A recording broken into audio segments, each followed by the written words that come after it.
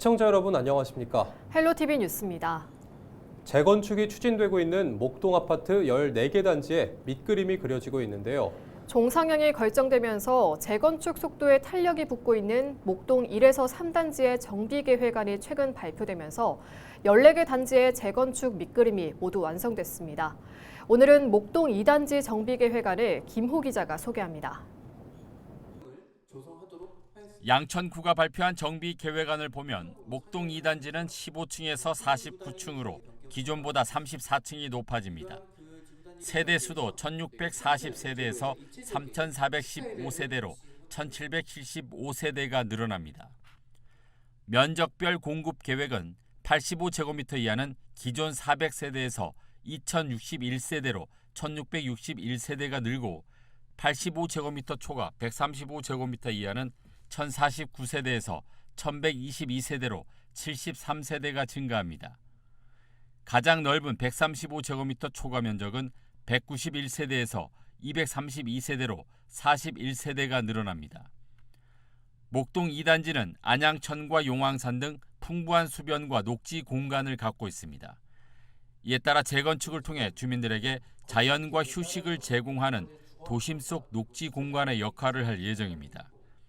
또한 공공보행 통로를 통해 안전한 통학로를 확보하고 주민 편의를 위한 다양한 커뮤니티 시설을 배치할 계획입니다. 연인 주거단지 조성을 위해 우수한 자연환경과 주변과 연계되는 연립 주거단지를 조성하도록 하고, 두 번째로 풍부한 공원 및 녹지를 확보하여 쾌적한 주거단지를 조성하도록 하겠습니다. 제2종 일반 주거지역에 속했던 목동 2단지는 종상향 문제로 재건축이 더뎌왔습니다. 양천구는 종상향 조건으로 개방형 녹지인 목동 그린웨이 조성을 제안했고 서울시가 이를 받아들이면서 재건축 속도에 탄력이 붙게 됐습니다. 종상향 문제는 개방형 녹지에 대해서 주민들이 동의해 주시고 또 서울시도 저희들이 잘 설득을 해서 좋은 합리적인 대안을 가지고 정비계획안을 만들 수 있었고요. 양천구는 오는 28일까지 목동 2단지에 대한 정비계획안 열람 공고를 진행합니다. 또 연내까지 서울시 도시계획위원회 심의를 거쳐 정비계획 수립을 확정하고 정비구역 지정 고시를 이끌어낼 계획입니다. 한편 지난해부터 재건축 사업이 본격적으로 시작된 목동 아파트 14개 단지 가운데 6단지와 8단지, 12, 13, 14단지 등 5개 단지가 재건축 정비구역으로 지정 고시됐습니다. 헬로티비 뉴스 김호입니다. 은평구 의회가 오는 24일부터 7일간의 일정으로 임시회를 엽니다.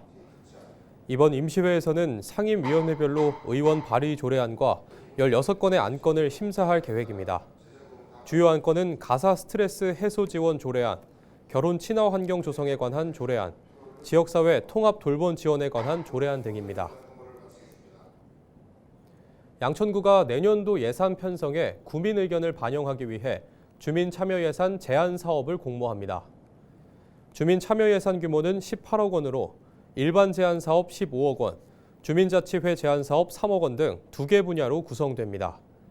일반 제한 사업은 복리 증진과 지역경제 활성화, 청년 분야와 청소년 사업 등으로 사업 한 건당 최대 2억 원까지 편성됩니다. 주민자치 제한 사업은 18개 동 주민자치회가 동별 최대 2천만 원 내에서 지역 특색을 반영한 프로그램성 사업을 제안할 수 있습니다. 은평구가 지역 청년들을 대상으로 청년 트레이닝을 운영합니다. 은평 청년 트레이닝은 청년들이 함께 운동을 하면서 관계를 형성할 수 있는 프로그램입니다. 프로그램은 맨몸 운동, 구기 종목, 교정 운동 등으로 매주 수요일 오후 7시 30분에 구파발 검문소 풋살장에서 진행됩니다. 참여 신청 등 자세한 내용은 은평구청 청년정책팀으로 문의하면 됩니다.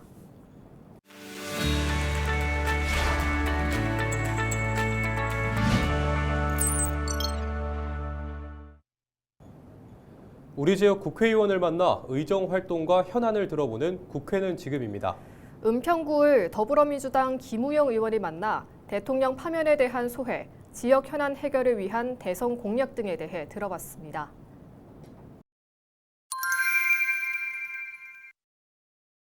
민주화, 또 지식정보화의 길로 상당히 그 성장 발전해 왔잖아요. 이 모든 공든탑이 한 망상에 빠진 독재자가 완전히 공든탑을 무너뜨릴 뻔했죠. 그러나 대한민국의 위대한 국민들도 많은 양심 있는 헌법주의자 분들이 이 대한민국의 붕괴를 막을 수 있었다고 봅니다. 예, 탄핵이 인용됨으로써 내란의 수괴가 기도했던 그 탈출 이것이 이제 합법적으로 봉쇄가 됐기 때문에 예, 뭐 우리 대한민국의 위대한 민주 역량을 보여준 참으로 다행스러운 결과였다고 봅니다.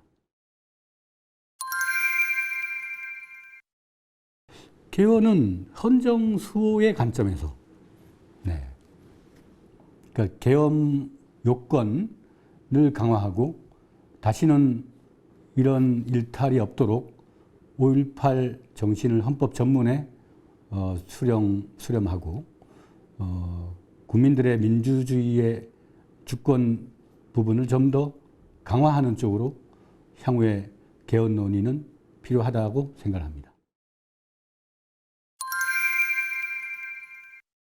민주당의 집권 전략은 성장과 회복이라는 키워드로 압축됩니다. 대한민국이 위대한 국민성, 또 공동체에 대한 존중, 그런 그 심리를 가지고 있는 대한민국 국민들이기 때문에 그들에게 할 수 있다는 자긍심, 또 일탈에 의한 일시적 경제적 쇼크에도 불구하고 우리가 국론을 하나로 모아서 이 위기를 오히려 기회로 전환시키고자 한다면 다시 대한민국이 그 본 모습을 회복할 것이다. 그것이 민주당이 이번 대선을 바라보면서 대하고 있는 자세입니다. 고향 신사선, 그러니까 강남 신사를 말합니다. 네, 강남 신사. 네, 이 세절이 아니고. 그래서 은평 뉴타운과 연신내를 관통하는 고향 신사선의 그 개설, 그거를 은평의 그 은평 뉴타운을 둘러싼 교통 환경의 개선을 위한 공약으로 검토를 하고 있고요. 국가 철도망 계획에 반영하려고 지금 노력 중에 있습니다. 무엇보다도 경제의 그 회복이 우선이 되겠고, 그 트럼프발 관세 전쟁이 지금 전 세계적으로 그 경제 시장을 뒤흔들고 있지 않습니까? 그러면 우리는 그 글로벌 국제 경쟁이 치열한 가운데 국가가 위기 돌파의 선두에 서서 민간 시장의 자율성과 결합을 해서 이 치열한 국제 경쟁에서 살아남을 수 있어야 된다. 국가가 선도적으로 미래 기술에 대한 투자를 하고 또 시장을 개척하는 역할을 할 수 있도록, 그래서 위험을 회피하는 것이 아니라 위험을 무릅쓰고 글로벌한 치열한 경쟁 구도 하에서 대한민국의 국가의 역동성이 발휘될 수 있도록 그렇게 국제 경쟁에서 치열하게 부딪히면서 우리의 살 길을 모색하는 것이 당면한 최우선 과제가 될 것 같습니다. 네, 우리 은평 구민 또 유권자 여러분들도 뭐 똑같은 마음으로 우리의 삶터, 평온한 일상의 붕괴가 어떻게 이렇게 쉽게 올 수 있는지, 또 그럼에도 불구하고 그 쇼크로부터 회복되는 데 4개월 걸렸죠. 그것이 국민들의 민주의식, 또 문화 수준, 또 비폭력적 방식으로 갈등을 해결하려고 하는 그러한 절제력, 이런 것들이 잘 발휘되었다고 생각을 합니다.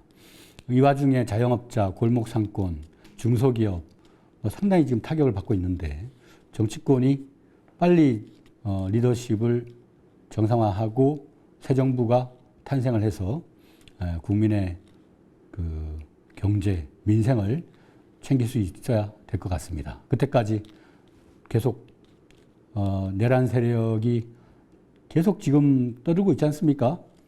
뭐 윤석열은 아직도 사과도 없고 뭐 5년이나 3년이나 뭐 다 거기서 거기다라고 하면서 개선 장군처럼 그러고 있지 않습니까? 그럼에도 불구하고 그 감시의 눈초리를 소홀하지 말아야 되겠지만 또 자신감을 가지고 잘 돌파해 나가기를 함께 기도하겠습니다.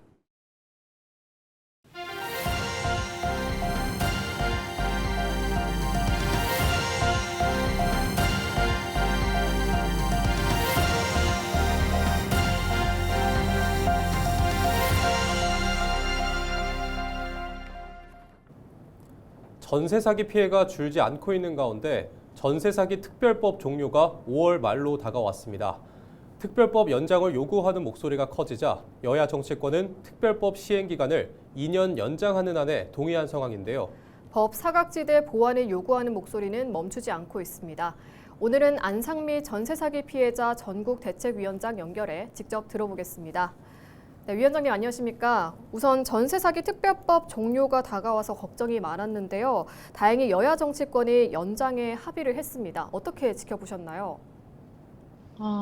말씀하신 것처럼 피해자가 전혀 줄지 않고 중요한 건 이게 제도적인 그 허점 때문에 발생한 피해잖아요. 그런데 이 제도가 예방에 맞춰져 있지 않고 지금 그냥 지원에만 맞춰져 있고 예방이라고 내놓는 방안들이 너무 허술해서 제대로 예방을 할 수 없는 상황에서 피해자 지원까지 끊는다. 이거는 말이 안 된다고 생각해요. 네. 저는 이 특별법이 물론 한시적인 법이라고 생각합니다. 그래서 기한은 있어야 된다고 생각하지만 그 기한을 두기 전에 제대로 예방될 수 있게끔 제도가 만들어지고 나서 그 특별법이 만료가 돼야 된다고 생각하거든요.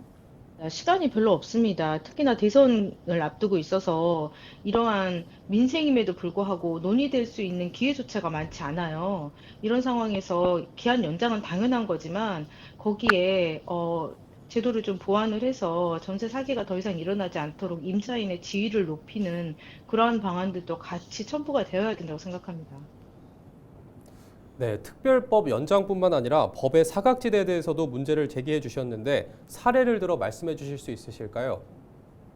일단 지원 부분에서는 아직 특별법이 사각지대가 많아요. 경매를 통해서 LH가 매입을 한다고는 했지만 거기에서도 발생하는 사각지대가 굉장히 많습니다. 그래서 저희가 처음부터 주장했던 채권 매수를 하는 그 방향도 같이 진행이 됐으면 좋겠고요.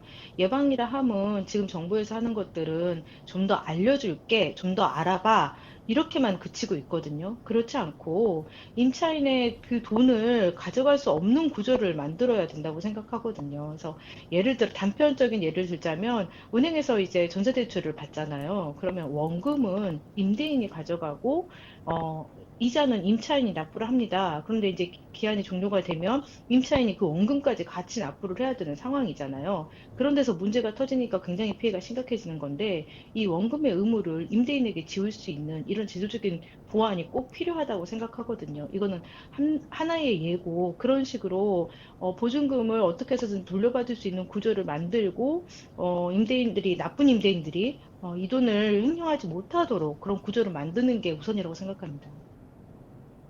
네, 그리고 특별법 상으로는 전세 사기 피해자로 인정받기가 어려운 점도 이야기해 오셨죠. 어떤 부분인가요?